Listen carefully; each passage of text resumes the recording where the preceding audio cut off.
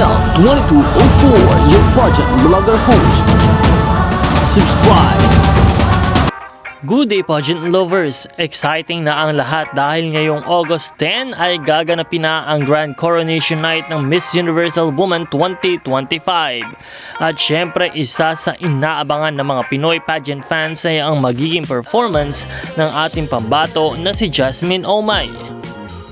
Ayon sa official schedule, magsisimula ang Grand Coronation Night exactly at 8 p.m. sa India, nakatumbas ng 10:30 p.m. sa oras dito sa Pilipinas.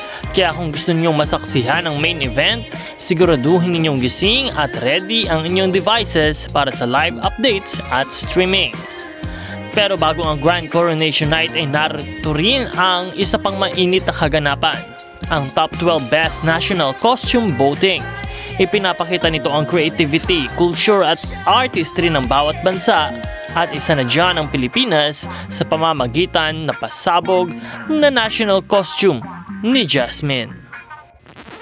Ang umpisa ng botohan ng national costume ay 5 p.m. sa oras ng India, nakatumbas ng 7:30 p.m. sa oras ng Pilipinas. Kaya mga kababayan, markahan ang oras at i-ready ang inyong internet connection para makaboto tayo agad at masuportahan ang ating queen. Narito ang Top 12 Best National Costumes sa Miss Universal Woman 2025. At pasok sa top 12 ang bansang Singapore, United States, Venezuela at Vietnam.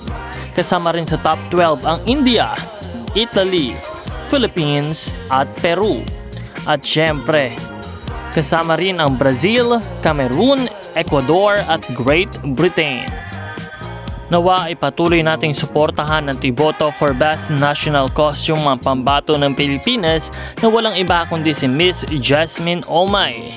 Magsisimula ang botohan ngayong 7:30 p.m. at the Philippine time, kaya't patuloy natin siyang suportahan at samahan.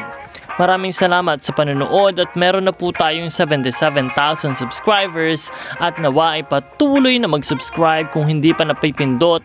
Kasama na rin ang notification bell para updated sa lahat ng mga bagong balita at bagong videos. Maraming salamat po at araw-araw tayo nagbigay ng mga bagong update at mga bagong uploads. This is SNL2204, your pageant blogger host. Magkita tayong muli sa susunod na video.